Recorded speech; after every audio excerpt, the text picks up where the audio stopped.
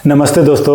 आज जो बताने जा रहा हूँ ये बहुत ही काम की चीज़ है। अगर इसको अच्छे से समझ लिया तो आप अपने शरीर के सिस्टम को समझ लोगे, आगे से बीमार नहीं पड़ोगे कभी भी। ये इतनी पावरफुल चीज़ है जो डॉक्टर को भी नहीं पता है। डॉक्टर क्या बताएंगे कि डॉक्टर की भी गलती नहीं है इसमें, वो जो सीखे हैं बस वो बता रहे हैं, शेयर कर रहे हैं। तो ऐसा समझना बीमारियाँ कहाँ से आती है। बीमारियाँ जैसे कुछ भी हुआ, इन्वायरमेंट में चेंज हुआ, आपके शरीर में कुछ खाना से चेंज हुआ। आपको सपोज जैसे एक जुकाम हुआ, तो जुकाम क्यों हुआ था? क्योंकि शरीर में कुछ ऐसी चीज़ें वेस्ट था, वो निकालने के लिए जुकाम हुआ था। लेकिन आपने क्या किया, दवाई खा के जुकाम को बंद कर दिया। तो वो जो जुकाम से बाहर निकल रहा था, जो टॉक्सिन्स निकल रहा था, उसको आपने अंदर दबा दिया। जब उसको आपने अंदर दबा दिया तो फिर दूसरी बीमारियों में वो कन्वर्ट हो जाती है।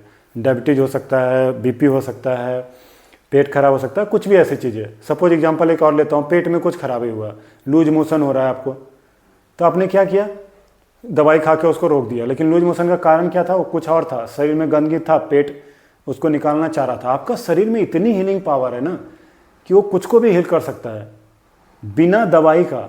जी हाँ, केवल उसको समझना है अच्छे से। तो उसको आपने क्या, जो मोशन हो रहा था उसको आपने दवा खा के बंद कर दिया, तो अंदर अंदर वो कुछ अल्सर हो रहा है, कोलाइटिस हो रहा है, कुछ भी हो रहा है। तो इसको बोलते हैं एक्यूट डिजीज। शुरू में जो डिजीजेज होती हैं वो इस कैटेगरी में आते हैं, छोटा बीमारी। उसको अगर आपने ध्यान नहीं दिया, सही नहीं किया, गलत तरीके से उसको दबा दिया। दवाई क्या है? जो मेडिसिन एलोपैथी दवाई है ना, ये दवाई है। दवाई बीमारियों को दबा देती है, ठीक नहीं करती है। और वो डॉक्टर को नहीं पता है, जाओ कुछ भी दवा दे देंगे। अगर आपको बुखार लगा है, बुखार इसलिए लगा था कि शरीर में कोई चेंजेज हो रहा था, शरीर में कुछ माइक्रोबैक्टीरिया या कुछ ऐसा डेवलप हो रहा था जिसको मारना चाह रहा था आपका इम्यून सिस्टम, इसलिए शरीर का टेम्परेचर बढ़ा दिया था। लेकिन आपने पैरासीटामोल खा के उस बुखार को कम कर दिया। वो बीमारियां जो ठीक होने के लिए शरीर काम कर रही थी, हीलिंग पावर, उसको आपने दबा दिया। उसके अलावा नेक्स्ट स्टेज पे जाओ, जब ये सब बीमारियां एक्यूट से क्या होती है, क्रोनिक में कन्वर्ट हो जाती है। क्रोनिक बीमारियां, डायबिटीज ले लो, बीपी ले लो, पेट खराबी बार बार ले लो, IBS। तो क्रोनिक बीमारियां आपने जब शुरू में दबाया था इसलिए वो हुआ है। तो क्रोनिक बीमारियों को ठीक करने के लिए क्या कर रहे हैं? एंटीबायोटिक खा रहे हैं, ये खा रहे हैं, फिर दवाइयाँ खा रहे हैं। एक बात बताओ, इतना बीपी लोगों को, शुगर है, दवाई से ठीक होता है क्या? एलोपैथी से कभी नहीं ठीक होता है। लोग ऐसे बिठा रखे हैं कि एक बार दवाई स्टार्ट हो गया शुगर तो चलता रहेगा, ज़िंदगी भर चलता रहेगा। बीपी की दवाई स्टार्ट होगी तो चलता रहेगा। क्यों? क्योंकि वो कुछ कर नहीं रहा है, जो बीमारी है उसको दबा रहा है। जो कॉज था उसको आपने ठीक नहीं किया। कॉज क्या होता है? इमोशंस। बहुत सारे वीडियो मैंने बात किया और बात करूँगा। कोई भी बीमारी इमोशन से शुरू होती है, तो उस इमोशंस पे काम करना था, उसको निकालना था, वो बीमारी ठीक हो जाती है। लेकिन नहीं, ऊपर से एलोपैथी मेडिसिन लिया, वो बढ़ता गया। एक दिन ऐसे ही फिर हार्ट स्ट्रोक आने लगता है। फिर अगर बीपी है तो हार्ट स्ट्रोक आ जाएगा, या तो अगर आपको शुगर है तो धीरे धीरे कुछ कैंसर वगैरह क्रिएट हो जाता है, जो डेंजरस बीमारियाँ फिर चली जाती है। तो एक्यूट, फिर क्रोनिक, फिर वो डेंजरस बीमारियाँ चली जाती है जो जानलेवा होती है। तो एक दिन में कोई भी कैंसर नहीं होता, एक दिन में कोई डेंजरस बीमारी नहीं होती है। वो हो रही है आपका जो शुरू में आपने ध्यान नहीं दिया, अपनी बॉडी को समझा नहीं, वहाँ से हुआ है। आपकी हीलिंग पावर तो इतनी थी कि हड्डी अगर टूट जाती है तो उसमें बस एक प्लास्टर लगा देते हैं, कुछ भी करने की जरूरत नहीं होती, वो ठीक हो जाती है। किसी लोगों को कैल्शियम देते हैं, कैल्शियम की भी जरूरत नहीं है, वो बस ऐसे खा रहे हो थोड़ा सा, कैल्शियम से कुछ नहीं होता बॉडी को। खाना पीना सही से खाओगे वही सही है। और खाना पीना तो बताता हूँ 10-20% मैटर करता है। योगिक विजडम में खाना का भी ज़्यादा रोल नहीं है, मेन यहाँ पे रोल है और अपनी एनर्जी पे काम करने का रोल है, ब्रीथ और बाकी चीज़ें। सो ऐसा समझना, कोई भी बीमारी आपको है अभी, वो देखो क्रोनिक है या डेंजरस है, उसको धीरे धीरे रिवर्स करना है। रिवर्स कैसे करोगे? रिवर्स करने के लिए बिल्कुल पहले तो नेचुरल लाइफ स्टाइल, जिसको सर्केडियन रिदम बोलते हैं, सर्केडियन रिदम के हिसाब से चलना है। रात को सोना है, दिन में जागना है अच्छे से। नाइट हमारा सोने के लिए बना है, हीलिंग करने के लिए बना है, दिन हमारा काम करने के लिए बना है। सूरज के हिसाब से चलना है, सूरज के हिसाब से चलोगे कभी बीमार नहीं पड़ोगे। रात में सो तो रहे हो फिर हिल नहीं हो रहे हो, नींद नहीं आ रही सही से, तो नींद का एक वीडियो बना दिया हूँ, देख लेना, नहीं तो डाल दूंगा नीचे। तो सही से सोना है, नेचर के हिसाब से खाना है, लोकल चीज़ें खाना है, लोकल और सीजनल चीज़ें खाना है।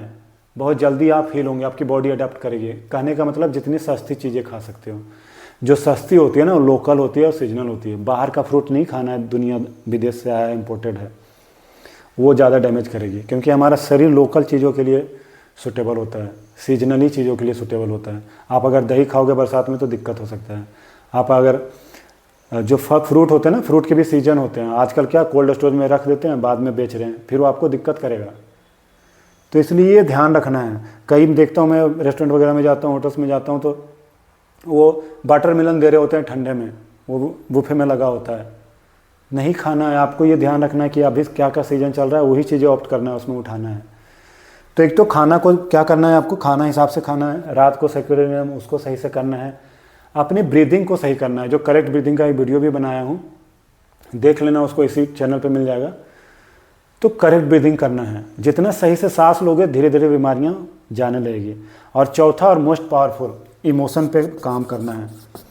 आपका हर एक बीमारी हर एक इमोशन से जुड़ा होता है। कोई भी बीमारी रिस्पेक्टिव ऑफ एनीथिंग, अगर आपको चोट लगने के कारण ऐसे अगर कुछ बीमारी हो रहा है तो वो अलग बात है, लेकिन जो बीमारियां ऐसे ही आया है, अपने आप आया है, वो इमोशन से आती है, सारा पीछे से आती है। जनरेशनल ट्रॉमा जिसको बोलते हैं, पेरेंट से आती है, उसको आप हील कर सकते हो। पेरेंट से भी कोई बीमारी आ रहा है ना, लग रहा है कि मेरे पेरेंट को डायबिटीज़ है, मेरे पेरेंट को जो भी बीमारियाँ ऑटोइम्यून की बीमारियाँ मुझे भी होगा, नहीं होगा। अगर ठीक करोगे इमोशन, उसको भी हील कर सकते हो। आप कंसल्टेशन बुक कर लेना, या नीचे कोई लिंक डाल दूंगा, उससे कांटेक्ट कर लेना।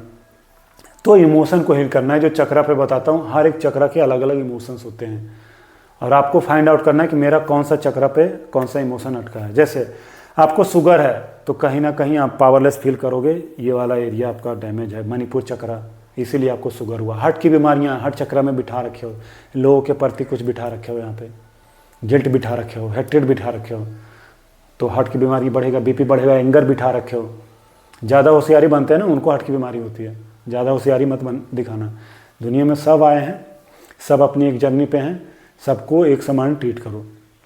तो आपने हार्ट में किसी के लिए नहीं बिठाना है कुछ भी, चाहे वो लोअर लेवल का हो चाहे हायर लेवल का हो। सो सबको अनकंडीशनल यहाँ से लव देना है। बोले ना 2.5 अक्षर प्रेम का पढ़े जो पंडित हो, प्रेम लेके आना है, हार्ट की बीमारियाँ सही हो जाएगी। हार्ट चक्र हमारा सेंटर में होता है, नीचे ऊपर के चक्र सारे बैलेंस हो जाएगा अगर हार्ट सही रखोगे तो आप ये बीमारियों को समझो कि कैसे निकाल सकते हैं। बाकी ये वीडियो लंबा हो जाएगा और बात करूँगा, तो इस वीडियो में इतना ही रखता हूँ। बाकी फिर मैं चक्रा और इमोशंस कैसे जुड़ते हैं उस पर भी वीडियो बनाया हूँ और वीडियो बनाऊँगा।